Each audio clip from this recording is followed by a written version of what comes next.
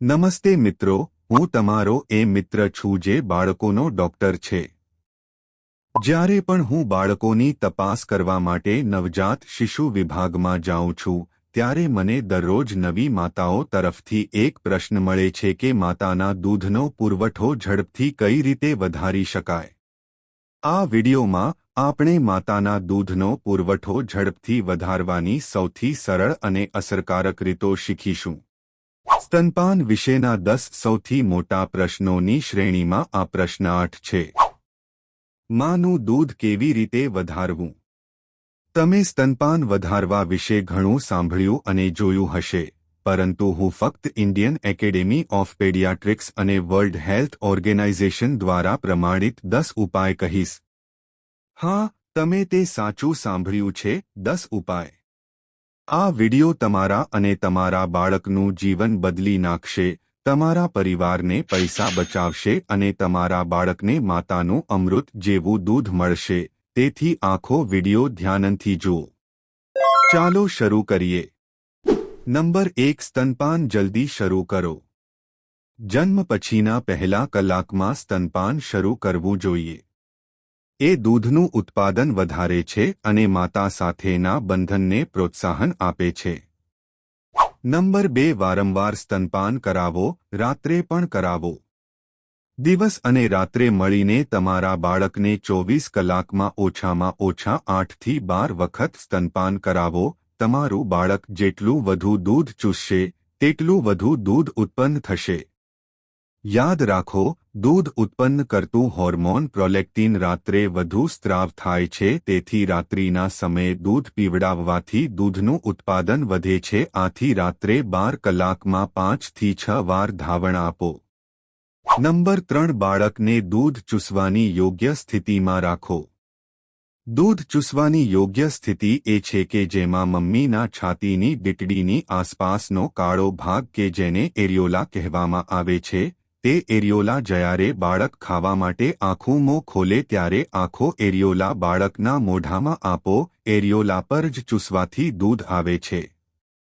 જો બાળક સહેજ જ મોઢું ખોલીને ડીટડી પર જ ચૂસે તો બાળકને પૂરતું દૂધ મળતું નથી, દૂધનો ભરાવો થાય છે અને ધાવણ ઓછું થઈ જાય છે, ડીટડીમાં તિરાડ પડે છે અને દુખાવો થાય છે। નંબર 4, પહેલા 6 મહિના સ્તનપાન જ આપો। પહેલા 6 મહિના માટે ફક્ત માતાનું દૂધ આપો। પાણી, મધ અથવા ફોર્મ્યુલા આપશો નહીં। બોટલ અને પેસિફાયરનો ઉપયોગ ન કરો। નંબર 5, એક સ્તન ખાલી થયા પછી જ બીજા સ્તન પર ધવડાવો।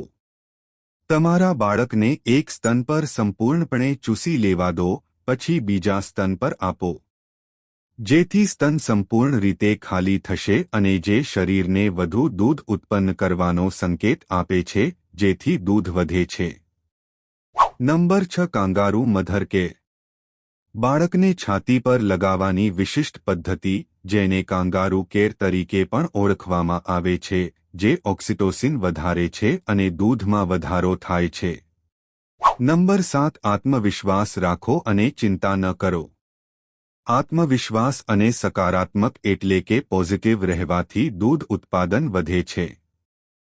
નંબર 8, સંતુલિત આહાર લો અને સ્વસ્થ રહો। પૂરતો આરામ લેવાથી, પુષ્કળ પાણી પીવાથી અને સંતુલિત આહાર લેવાથી દૂધ ઉત્પાદન વધે છે। નંબર 9, બિનજરૂરી દવાઓ ટાળો।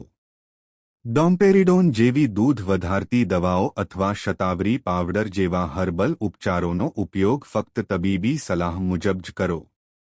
જીરું અને અજવાઈનનું પાણી પરંપરાગત રીતે પાચનમાં સુધારો કરે છે, ગેસ ઘટાડે છે અને માતાઓને સ્વસ્થ થવામાં મદદ કરે છે તેવું માનવામાં આવે છે। તેમાં આયર્ન અને ફાઇટોસ્ટ્રોજેન્સ હોય છે, જે દૂધ ઉત્પાદનમાં મદદ કરે છે। જો કે, દૂધનો પુરવઠો વધારવા માટેના વૈજ્ઞાનિક પુરાવા ખૂબ જ મર્યાદિત છે।